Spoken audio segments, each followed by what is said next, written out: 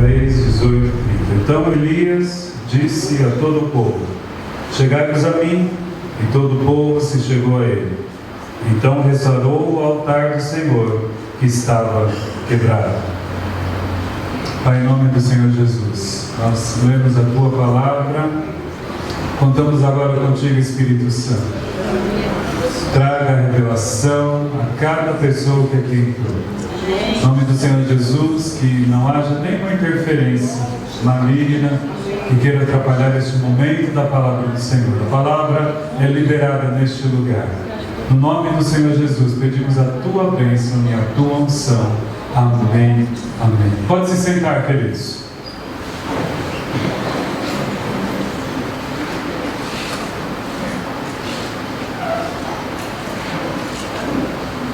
Nós estamos vivendo em dias de desafio.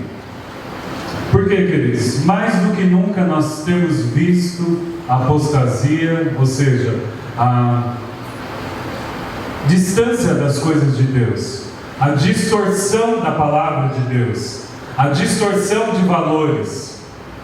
Mais do que nunca nós temos visto que a qualidade da sociedade tem caído, né? Aonde o caráter muitas vezes não tem valor, mas nós sabemos que nós temos uma palavra na qual nós temos que nos basear, na qual nós vivemos. E todas as vezes que eu leio sobre a vida do profeta Elias, eu entendo que Elias era mais do que um profeta. Elias era um perfeito missionário, fazendo história no reino de Deus, né? Porque além dele trazer a palavra de Deus, ele também fazia essa obra, levava de uma forma intensa e trazia o reino de Deus na terra, porque ele conseguia trazer aquilo que estava acontecendo nos céus. Então, nós vemos na vida de Elias que ele tem inúmeras características, né? Primeira, uma das primeiras que nós podemos identificar é que Elias, ele era um homem decidido, né? Você vai ver que sempre ele está se decidindo ou ele está se posicionando. Então nessa noite comece a entender o que o Senhor quer da sua vida. Por quê? Todos nós precisamos ter uma vida avivada, uma vida pessoal avivada. E é isso que nós iremos falar nessa noite. Por que será que Elias acontecia tantas coisas com ele? Porque ele tinha uma vida avivada, ele tinha uma vida em chamas, ele tinha uma vida acesa. E nós, como servos do Senhor, como igreja do Senhor, não podemos ser apáticos, não podemos ser aquela comida, como nós costumamos falar, a comida de hospital, né? Porque todo mundo tem uma referência que a comida do hospital é ruim, né? Ou não tem muito tempero. Por quê? Porque as pessoas que estão lá estão por alguma coisa, por alguma enfermidade, porque vai operar. Então de repente a comida não pode ser como a sua, que foi gostosa hoje, né? No almoço tem que ser um pouco diferenciada. Então nós, como igreja do Senhor, também não podemos estar nessa terra e não ter um sabor, ou sermos como as pessoas que estão lá fora, ou sermos salgados, ou não temos nenhum sabor, aquela igreja que tanto faz. Não, nós temos que trazer nessa terra o reino de Deus. Você foi chamado para isso. Então nós temos que ter uma vida avivada. Eu tenho que ter uma vida avivada. Eu tenho que ter uma vida em chamas, aonde a qualquer momento o Senhor vai me usar. E nós temos que entender que as coisas de Deus são sobrenaturais. E nós não podemos nos mover naturalmente. Como igreja do Senhor, nós não podemos nos mover naturalmente. Naturalmente são para as pessoas que estão lá fora. Amém? Então lá fora, então se cumpre vários ditados. Ah, é assim mesmo. Nasceu assim, vai morrer assim. Quantos que já ouviram essa palavra? Levante a sua mão. Todos nós, né? Dizem aí fora que é a síndrome de Gabriela. Eu nasci assim, vou crescer assim, eu sou assim e não mudo. Queridos, a igreja não está dentro deste contexto. Você não está dentro deste contexto. Nós cremos num Deus que enviou seu Filho Jesus, que morreu por nós e passou tudo que era para ser para nós. Ele passou para que hoje você estivesse na posição aqui de servo do Senhor, filho de Deus, acima de principados e potestades, podendo viver uma vida sobrenatural. Então sobre a minha vida não tem essa palavra, porque Jesus morreu na cruz do Calvário para mudar essa história da minha vida. Lá fora pode acontecer, mas quando eu conheço ao Senhor Jesus, eu nasci de uma forma, mas o Senhor tem poder para transformar. Eu quero dizer que se você pensava isso até agora, eu quero dizer que Deus tem uma boa notícia para você. Você pode mudar e Ele vai te mudar. Mas nós precisamos ter essa vida intensa, querendo essas coisas. E nós vemos então que Elias era um homem decidido, Elias era um homem de fé, Elias era um homem de coragem, e Elias era um homem de caráter bem fundado.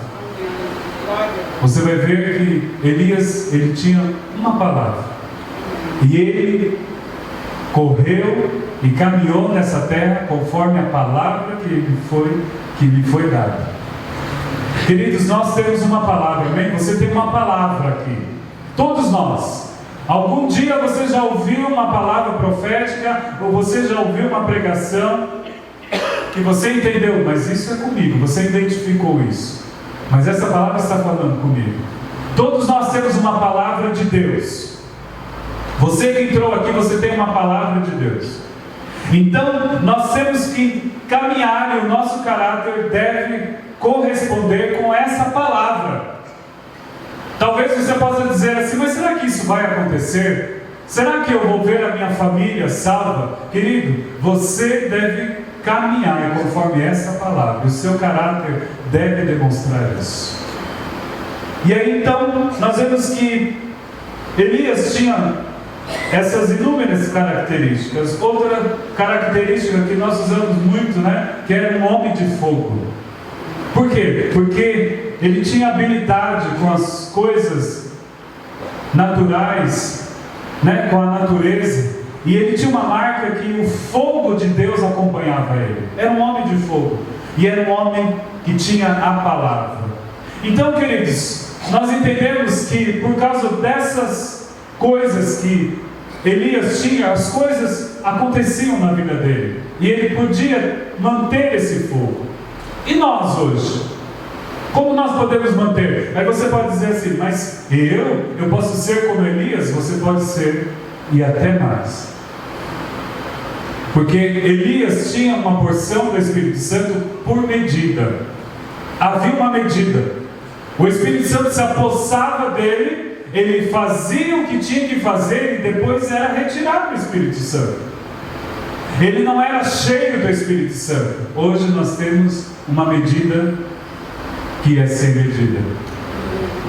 Você não tem medida agora de Espírito Santo. Você pode ter o tanto que você suportar. E a palavra do Senhor recomenda que você tenha a porção dobrada do Espírito Santo, que você seja cheio do Espírito Santo. Então pensa comigo, se alguém que tinha alguma porção, uma medida, conseguiu fazer tudo o que ele fez, e nós? É por isso que a palavra do Senhor diz que nós iríamos fazer maiores obras maiores, porque nós temos o Espírito Santo. Você tem uma porção sem limitação, como um cartão. Eu acho que todo mundo aqui, pelo menos eu, gostaria de ter um cartão sem limite. Já pensou você ter um cartão sem limite? É uma bênção, mas você precisa entender que você tem um limite. Mas um cartão sem limite você fica sem medo, não é? Você sabe, não, vou passar o cartão porque não tem problema com o limite. Queridos, assim é com o Espírito Santo. Quando você está cheio do Espírito Santo, não tem limitação. Então aonde você coloca a planta dos pés, como diz a palavra do Senhor, ali você toma aquela terra, você toma aquele lugar, você toma aquele ambiente, porque você sabe quem está com você. Você sabe, como nós falamos, acho que domingo passado, que você carrega uma carga explosiva. Então, por isso que não há medo. E Elias tinha uma porção para aquele momento, mas ele tinha total consciência que quando ele estava com aquela porção, ele poderia efetuar tudo, porque Deus estava com ele. Eu quero dizer que o Espírito Santo está com você. Não tem nada que possa te segurar, não tem nada que possa te abalar. Então, nós precisamos tomar consciência disso. Então, veja que Elias tinha a palavra do Senhor. Ele conhecia a palavra, ele tinha a palavra do Senhor, mas ele também tinha o fogo de Deus sobre a vida dele. Então nós entendemos que nós precisamos ter a palavra e o fogo de Deus. Nós precisamos ter a unção de Deus. Quando eu falo fogo de Deus, é aquilo que queima em você em fazer a obra do Senhor. Sabe quando você tem o desejo de orar, quando você tem o desejo de estar fazendo a obra do Senhor, de estar na casa do Senhor? Esse é o fogo de Deus. E nós precisamos ter a palavra e o fogo de Deus, porque não adianta só ter a palavra. Porque muitas vezes nós vemos pessoas que conhecem a palavra do Senhor, conhecem a Bíblia, têm entendimento da Bíblia, mas não tem o fogo, ou seja, não compartilha, não pensa nas pessoas que precisam. Então, por exemplo, é um jovem que está na faculdade, conhece a palavra do Senhor, mas ele não usa a palavra do Senhor. É por isso que nós precisamos do fogo. E não adianta também só ter o fogo de Deus e não conhecer a palavra do Senhor, porque não adianta, como você vai se mover? Você precisa da palavra. Então nós precisamos da palavra do Senhor e precisamos do fogo de Deus nas nossas vidas. Porque na medida que eu tenho essas duas coisas, eu começo a trazer então o reino de Deus a essa terra. Então vamos entrar aí no contexto desse versículo que nós lemos. Eu acredito que a maioria das pessoas conhece essa palavra, mas Elias aqui está no momento de decisão, no momento importante, aonde os profetas de Baal estavam ali e acontecia então um desafio. E agora então nós entendemos, se você ler a palavra do Senhor pela história, você vai ver que havia uma crise em Israel, uma crise política, uma crise social, uma crise espiritual. Jezabel dominava o povo, de Israel, dominava, e ela então trazia todo um contexto maligno para dentro de Israel, Ela que era oficial do culto de Baal, ela que presidia o culto a Baal. Então nós sabemos que havia uma ação do maligno total naquele momento em Israel. E nós podemos entender também que nós estamos numa crise total. Você consegue entender como o nosso país está em crise, como aquilo que está ao nosso redor está em crise, a política, a sociedade. Lá naquele tempo não havia os campos não produziam, estavam totalmente secos, não produzia nada. E aí então Elias está dentro desse contexto, mas ele estava avivado. E ele estava entendendo que ele poderia mudar. Queridos, você precisa entender, você que está aqui na casa do Senhor, que você tem essa unção para mudar essa terra. Talvez nós, em alguns momentos, ficamos desanimados.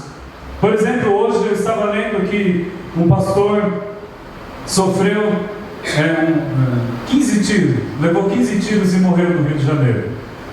Eu esqueci o nome dele, mas ele é esposo da Flor de Lis, que é muito conhecido eles, no Rio de Janeiro, que tem um trabalho social. Eles adotaram 55 filhos, e eles têm um trabalho muito forte em São Gonçalo. Tem um local lá que eles fazem um evento que chama Cidade do Fogo, tal, e esse pastor morreu, Anderson do Carmo. Nós não sabemos ainda, mas o que se sabe oficialmente é que ele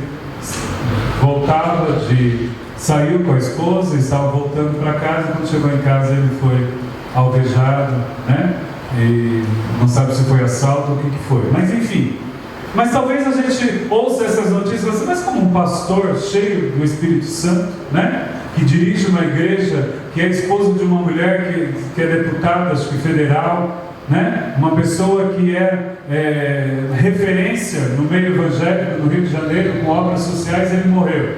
Queridos, eu quero dizer para você que independente do que está acontecendo ao nosso redor, nós temos um chamado de Deus. Você tem um chamado de Deus.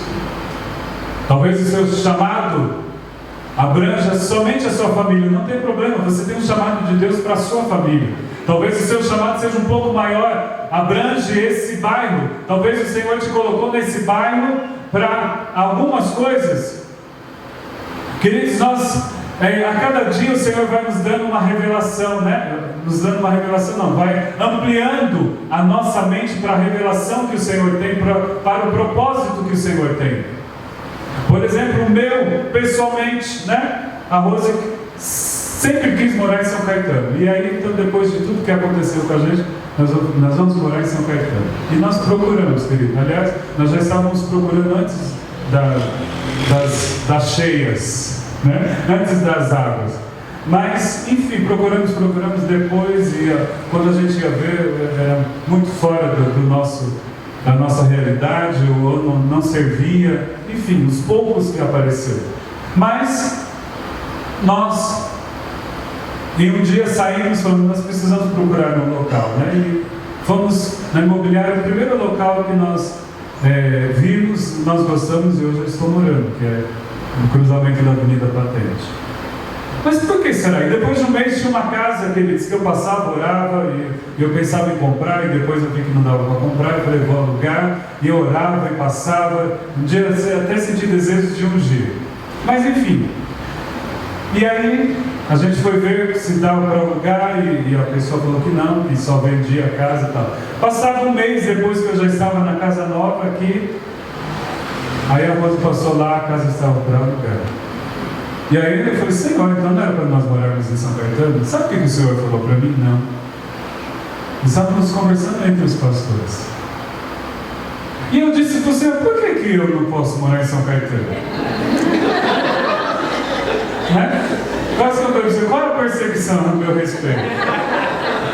Mas, queridos, o Senhor foi tão objetivo, e aquilo me trouxe tanta paz, que eu tinha certeza que era Deus falando, e que me confortou, não que eu tinha nada disso, né? Mas quem queria mais era a Rosa. Estou parecendo a esposa que o Senhor me deu, né? Mas não é isso não. Ela tinha esse desejo.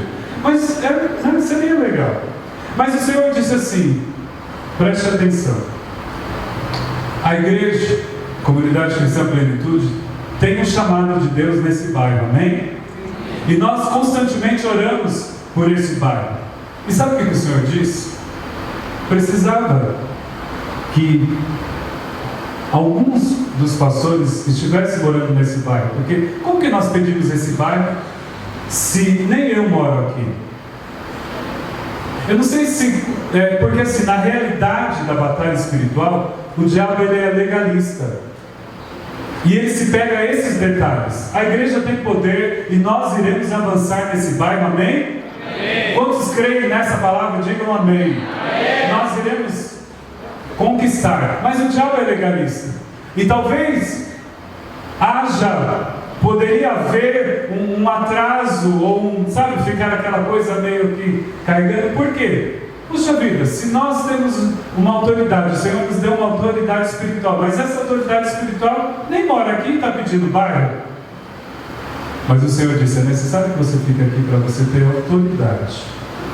Queridos, no meio da crise, o Senhor está te chamando para você ter autoridade.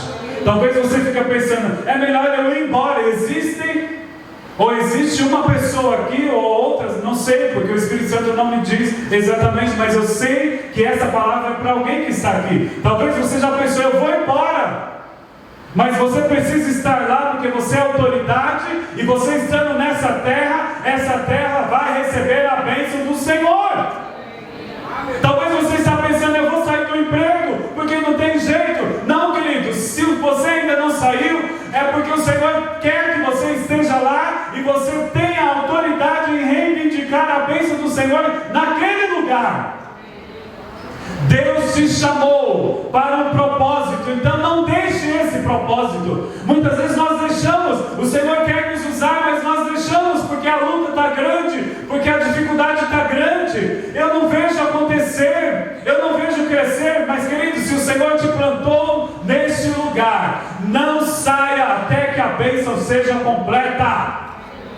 Não sai da sua casa, não sai do seu serviço, não sai mesmo até da igreja, não sai do ministério, se você não viu e ainda que se cumpriu o propósito de Deus naquele lugar. E Elias tinha esse pensamento, porque Elias poderia ter abandonado como profeta, falar assim: bom, eu já liberei a palavra, eu vou embora agora. Mas ele entendia que Deus tinha um propósito, Deus tinha dado autoridade, e através daquela autoridade a bênção do Senhor ia chegar. Eu quero declarar sobre a sua vida que Deus te deu uma autoridade, e através dessa autoridade a bênção do Senhor vai chegar aonde ela tem que chegar. Mas muitas vezes nós, como igreja do Senhor, nós não estamos nesse fogo, nós deixamos as coisas, porque, eu estou muito cansado, porque hoje eu não sei o que. Queridos, nós estamos em um tempo onde nós precisamos fazer a diferença. Deus te deu dons, Deus te deu talentos para que esse propósito possa acontecer. E para que o avivamento do Senhor chegue a alguém, Deus sempre conta com uma pessoa. E eu quero dizer para você que o avivamento do Senhor já chegou a este lugar, a este bairro, e Ele conta com você. Toque na pessoa que está aí ao seu lado, diga para ela: Ele conta com você. Nós vemos isso na vida de muitas pessoas. Noé, o Senhor precisou contar com Noé para que fizesse a arca e anunciasse que as águas iriam subir.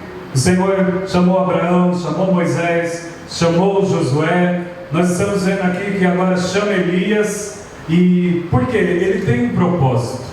Deus tem um propósito na sua vida. Muito grande. Eu quero dizer, talvez você fique pensando assim: mas eu acho que é um acidente. Eu acho que não, queridos. Deus tem um propósito. Deus tem um propósito. E Elias, dentro desse propósito, ele preparou um caminho para que o avivamento chegasse. Nós vemos aí que a primeira coisa que ele fez foi reparou o altar. Vamos consertar esse altar. Nós precisamos consertar o altar hoje. Precisamos consertar o nosso altar, porque nós precisamos entender que Deus tem um propósito, amém? Deus tem um propósito na sua vida. O propósito do Senhor não é que para que você venha para esse lugar e saia da mesma forma. Quando você chega lá no ambiente seu, esteja a mesma coisa. Não, o Senhor te chamou para mudar a história, para mudar ambientes, para mudar.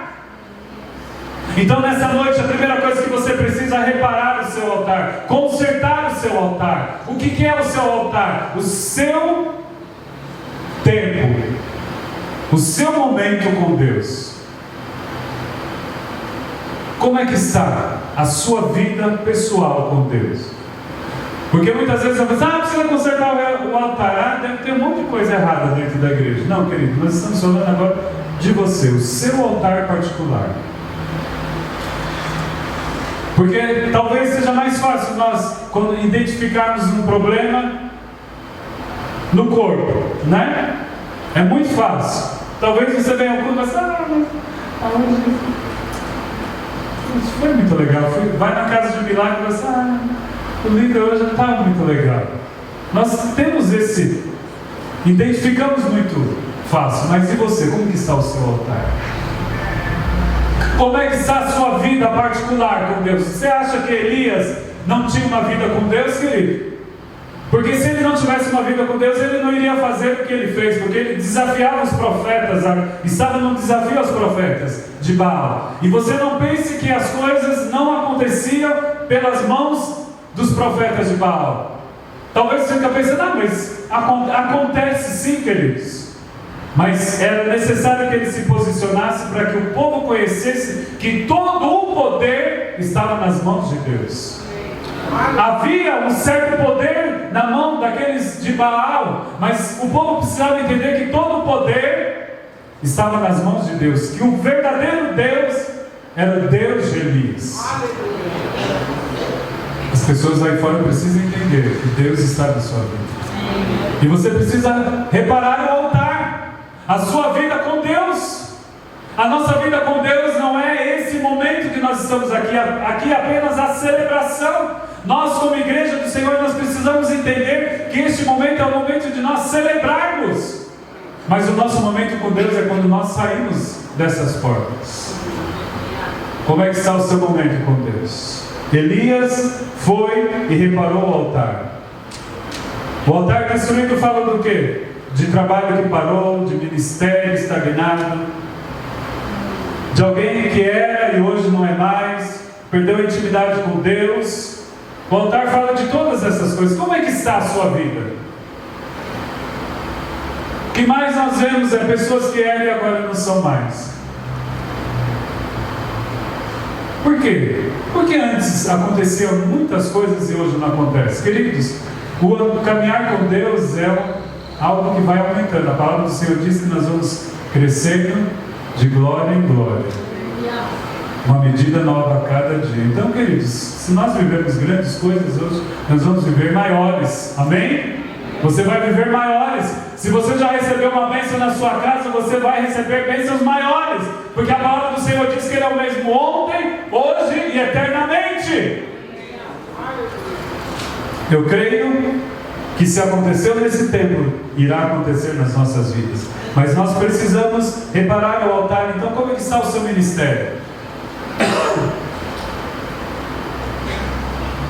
Como eu disse para vocês esses dias atrás, eu encontrei com uma pessoa que está há 20 anos longe da igreja. Ministério parado. Dons e talentos está sobre aquele moço, mas está parado. Como é que está o seu ministério? Como é que está a sua vida? Como é que está o seu altar? Como está a sua intimidade com Deus? Outra coisa, Elias então tirou o altar de Baal, aquilo que serviam a Baal, tirou a Baal. Olha o que diz o verso 40. Elias lhes disse: lançai mão dos profetas de Baal, que nenhum deles escapa. E lançaram mão deles. Então Elias os fez descer ao ribeiro de Quissão e ali os matou. Então Elias eliminou tudo que era de Baal. Talvez seja forte aqui essa palavra, né? E levou e matou eles. Mas Elias tirou tudo que pertencia a Baal, todo impedimento, né, que estava ali trazendo seca, morte a Israel. Elias foi lá e tirou tudo. Elias eliminou tudo que era de Baal. Assim deve acontecer nas nossas vidas. Nós temos que eliminar tudo aquilo que não é de Deus. Nós temos que entrar com uma limpeza. E isso é você que tem que fazer. Não adianta. Nós estamos aqui, eu estou aqui liberando a palavra, mas eu não tenho poder e eu não posso entrar na sua vida para fazer isso. Mas nessa noite você pode eliminar tudo aquilo que é de Baal na sua vida. E você sabe, tudo que não glorifica o nome de Deus, tudo que não exalta o nome de Deus, tudo aquilo que não glorifica o nome de Deus. E nós estamos vivendo numa época, querido, que nós temos que ter muito cuidado, porque talvez até nas nossas redes sociais, em algum momento nós não glorificamos o nome do Senhor. Talvez fazemos comentários errados, curtimos coisas erradas, e aí o nome do Senhor que entra na questão. Então, queridos, esse é o tempo de nós repararmos o nosso altar, tirarmos tudo aquilo que pertence a Baal. Peça ao Espírito Santo nessa noite: o que é que está me impedindo? Porque você foi chamado para mudar um contexto. Pode crer nisso. Deus te chamou para mudar um contexto. Deus te chamou para mudar histórias. Eu tenho certeza que se você já mudou a história da sua família, porque nós conhecemos muitas pessoas que estão neste lugar que mudaram a história da família, vieram para a casa do Senhor e hoje a sua família está na casa do Senhor. Deus irá fazer muito mais, mas nós precisamos tirar tudo aquilo que pertence a Baal. E nós entendemos que não adianta só mudar Baal de lugar. nem colocar uma roupa nova, nem adornar ele, porque de vez em quando nós fazemos isso, colocamos uma roupa nova no pecado, damos um jeitinho, queremos tomar posse de uma herança que não nos pertence mais, porque existe uma herança sobre o Brasil que ele tem o jeitinho brasileiro, né? Tudo dá um jeitinho. Mas, queridos, nós não pertencemos mais a esta nação, nós pertencemos ao reino de Deus, e no reino de Deus não tem jeitinho brasileiro, não tem sangue pernambucano, baiano, tem apenas o sangue de Jesus. Não tem porque é italiano, porque é filho de italiano, de espanhol, de árabe. Não, você é filho de Deus. E nós precisamos tirar tudo. Não adianta colocar roupa nova, não adianta mudar de lugar, não adianta adornar, querido. É morte. Não pode mais existir na sua vida nessa noite. Tome essa posição, aquilo que não é de Deus, que seja morte na minha vida, não tem mais poder. O que é isso? Não vai ter mais poder sobre a sua vida. Mas nós precisamos tomar esse passo. Outra coisa que nós aprendemos, olha o que diz o verso 42. E Acabe subiu a comer e a beber, mas Elias subiu ao cume do Carmelo e se inclinou por terra e pôs o seu rosto entre os joelhos. Queridos, nós precisamos subir mais.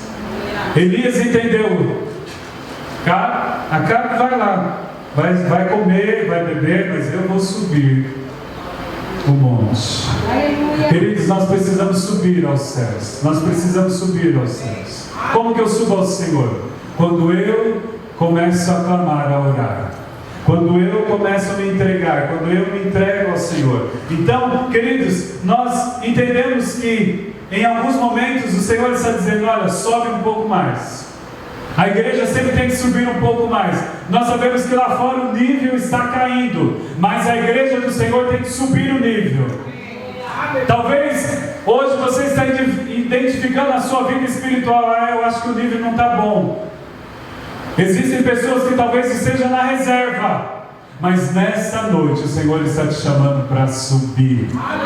Em nome do Senhor Jesus, suba o nível, a temperatura da sua vida. A palavra do Senhor diz, é uma palavra forte, mas diz assim: oxalá que fosses quente ou frio, porque és morno, vomitar-te-ei da minha boca. Nessa noite, em nome do Senhor Jesus, todos aqui estão na temperatura de quentes, fervendo, pegando fogo. Em nome do Senhor Jesus, querido, vamos subir, porque nós sabemos que existem alguns estágios da vida cristã, né?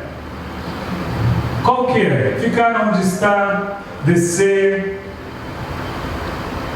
né? Ou existem pessoas que aceitam Jesus e ficam naquele estágio, não descem, mas também não crescem. Ou outros crescem e depois descem. Mas o Senhor nessa noite está dizendo para nós subirmos mais. Amém? Aonde você está, comece a subir. Se você está olhando e assim: nossa, mas acho que eu desci, ou eu parei, comece a subir. Esse é o estágio que o Senhor quer. Assim como Elias subiu, nós também podemos subir. Como? Na oração, no conhecimento da palavra, no trabalho da casa do Senhor, no amor, na fidelidade, na liberalidade, no conquistar de novas pessoas. Então nós estamos subindo. Quando nós estamos fazendo todas essas coisas, nós estamos subindo. Como que está a sua vida?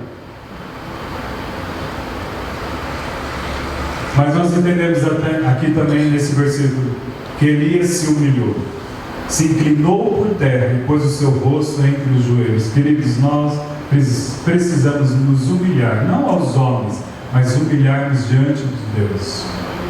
Esse humilhar-se quer dizer se render ao Senhor. Queridos, muitas vezes nós não queremos nos render à vontade do Senhor. Nós sabemos até qual é a vontade. Sabe aquele momento que você diz: eu preciso orar. Quantos já passaram por isso? Eu preciso orar. Eu sei que eu preciso orar, mas passa. Ou você deixa de fazer. Você precisa se humilhar. Senhor, eu preciso de Ti, eu preciso da Tua ação, eu preciso. Então é o momento de se humilhar. E Elias aqui pediu, se encurvou e pediu ao Senhor: Senhor, este é um momento que eu preciso da tua ajuda, eu preciso de fogo, eu preciso do fogo do Senhor, para mostrar que o Senhor é maior. Nós precisamos nos humilhar todos os dias, dia após dia, diante do Senhor.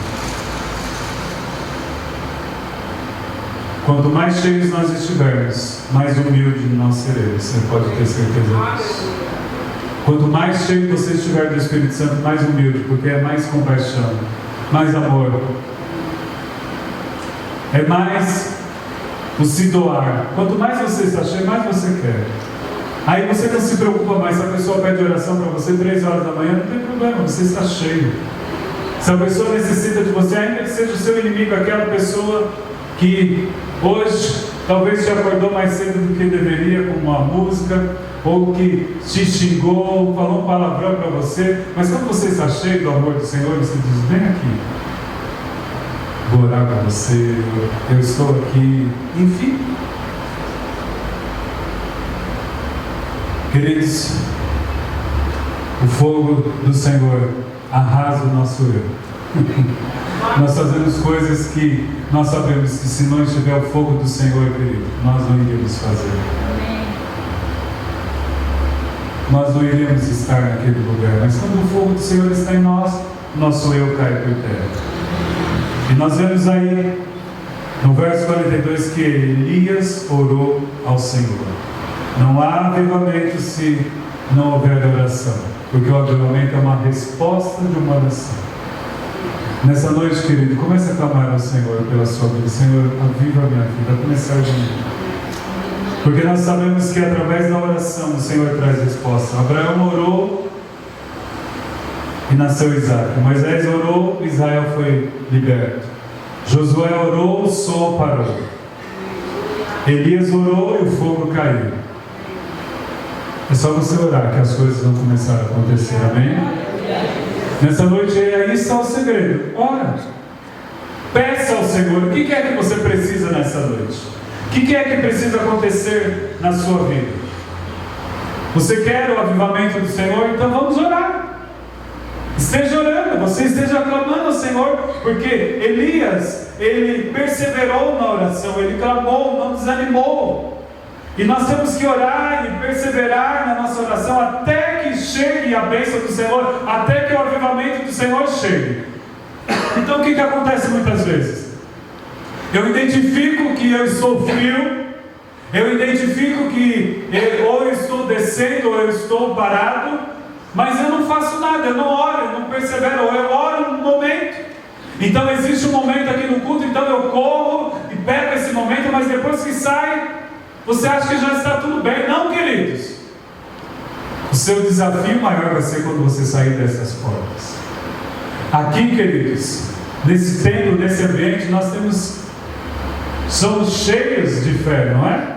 Se nós talvez trouxéssemos um morto aqui na frente, talvez a maioria teria fé para esse morto ressuscitar, porque nós estamos num ambiente, então eu olho para o irmão, ele está ali orando, então o que acontece? Eu vou orar também. Ele está ali na fé e você também acaba sendo contagiado, mas o desafio é quando você sai deste lugar. E se hoje às 3 horas da manhã chegar alguém lá com um caixão e dizer assim: olha, ora por ele, para ele ressuscitar.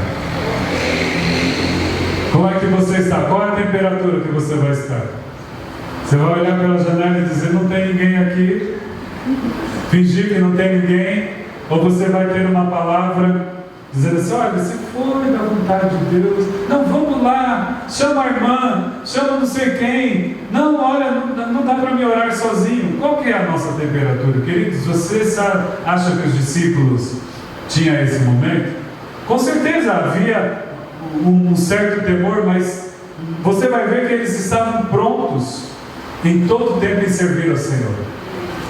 E você vai ver que na caminhada dos discípulos sempre havia sinais e maravilhas.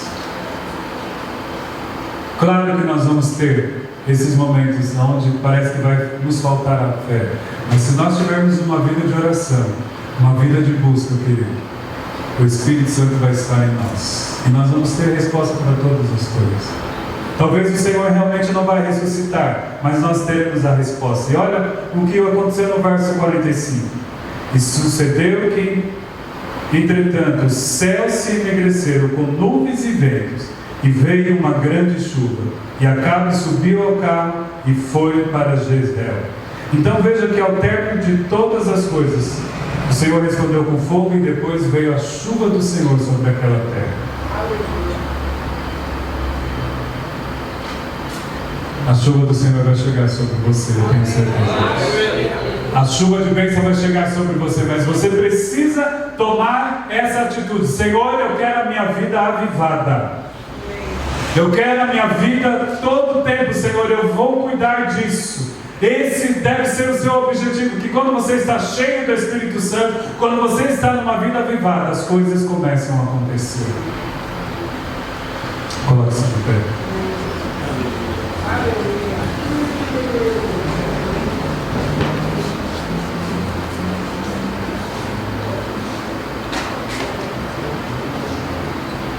Acho que foi na terça-feira que eu disse.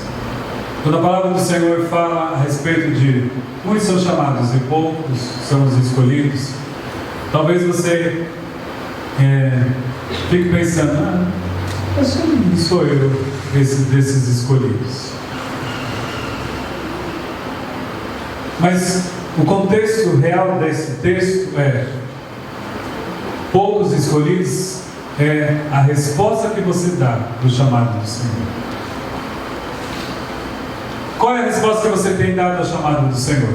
Por isso que o Senhor disse: muitos são chamados, poucos escolhidos. Mas esse poucos escolhidos não é porque o Senhor olha assim e fala aquele sim, aquele não. Não, nada disso. É a resposta que você dá para ele.